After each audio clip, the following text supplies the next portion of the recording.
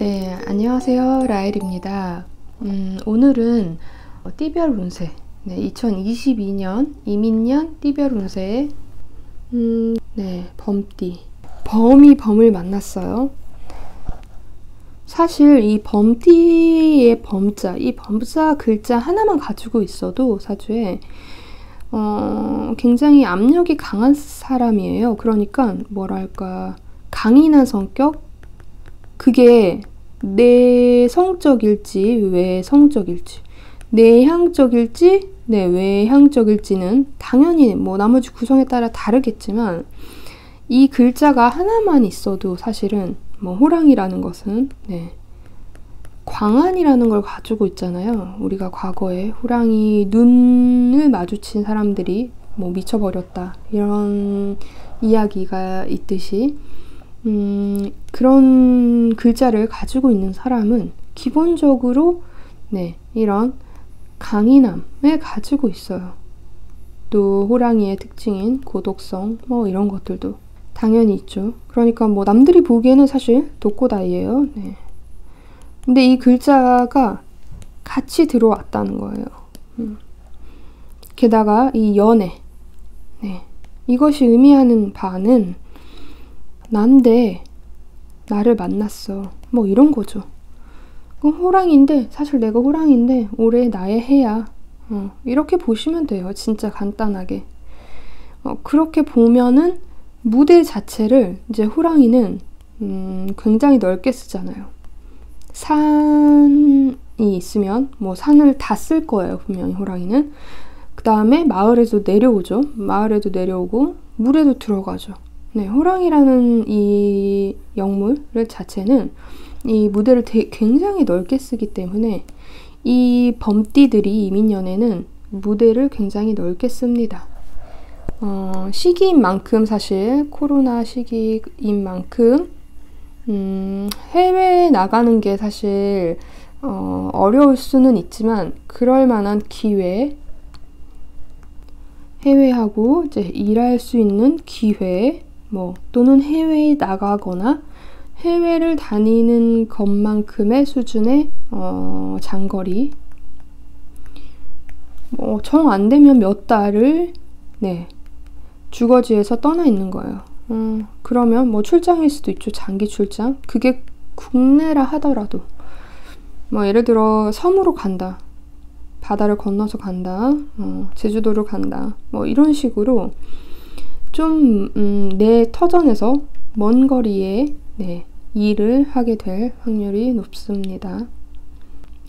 그러니까 이 시기에 유학을 가거나 사실은 이제 이민을 준비하시는 분들이라면 이민을 가게 될 확률이 높은 거예요. 이 범띠들은. 근데 이제 사주라는 것은 역시나 시대 상황을 반영을 해야 돼요. 예전처럼 변화성이 적었던 시절, 직업이 몇 개 없었을 때 시절이랑은 전혀 다르기 때문에 시대 상황을 고려했을 때 사실 유학하고 이민은 이민년의 범띠들이 어려울 수 있지만 그 수준에 버금가는 행위나 행동을 해야 되는 해다. 과정이나 방향성을 겪는다. 이렇게 보시면 되죠. 그래서 사실 자기 주도하에 일을 많이 벌려요. 많이 벌리고 또 그렇게 앞으로 나아가고 새로운 일에 가담을 하고 새로운 일에 가담을 하면서 거기에 또 리더가 되고 이런 새로운 일들에 장이 열리는 해로 보이는데 그 결과는 역시 나머지 글자를 봐야 되겠죠. 이 글자가 만약에 나머지에 크게 도움이 안 되는 상황이면 일을 벌려도 결과가 크게 이제 저한테 긍정적이지 않을 수 있다. 이렇게 볼 수 있죠. 근데 그래도 아무것도 못하고 묶여있는 상황에 비해서는 훨씬 나은 해로 볼 수 있죠.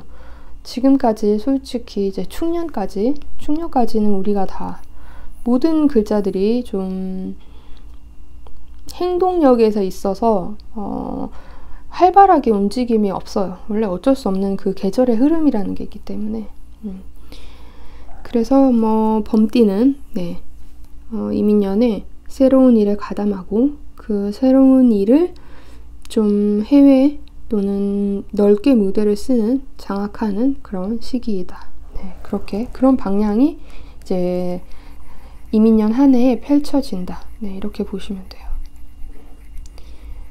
그 다음에 이민년 네, 다음은 토끼띠죠.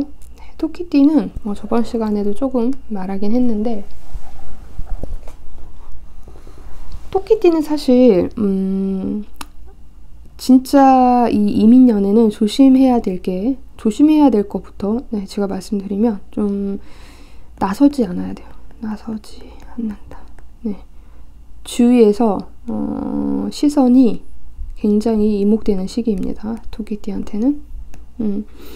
근데 이제 직업적인 부분에서 원래 이 묘자를 가지고 있으신 분들은 대부분 뭐 좀 주목받는 일들을 해요.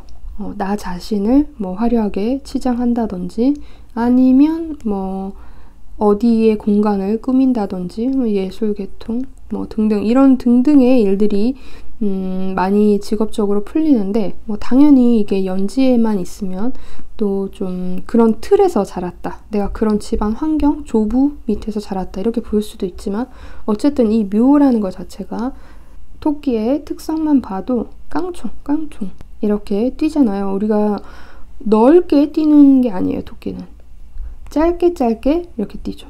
네, 그래서 잘 옮겨 다니는 형태 또 만약에 성공을 한다 하더라도 네, 계단식 성공을 한 사람이에요. 토끼 이 묘자라는 것 자체가 그리고 또 이제 묘라는 글자는 묘파성 두 개가 지금 만나 있지 않은 상태의 한자잖아요. 네. 이 중간을 가르고 있는 네, 한자 자체가 그래서 쪼개는 의미를 가지고도 있어요.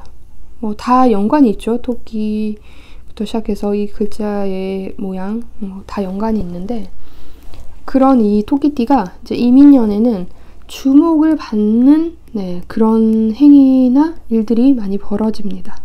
그러면 이 주목받는다는 것 자체가 중요한 직업을 가진 사람들한테는 매우 긍정적으로 네, 풀리는 한 해이겠죠. 근데 어쨌든 뭐 가정은 어떻고 재물은 어떻고 뭐 건강은 어떻고 이런 걸 다 떠나서 이제 토끼띠의 방향은 어쨌든 그런 주목으로 인해서 나한테 이득은 본다는 거예요. 다른 사람 입에 오를지언정 그걸로 인해서 뭐 나의 일이나 뭐 나의 재물이 좀 더 주목받는 거예요. 주목을 받으면서 네, 이익과 이득을 취득할 수 있는 해 이렇게 볼 수 있어요. 이런 흐름은 토끼띠 자체가 토끼띠이신 분 자체가 뭐 굉장히 자기 주도하에 뭐 자기가 어떻게 해서 라기보다는 그냥 한 해의 흐름으로 이거는 갈 수밖에 없는 시기.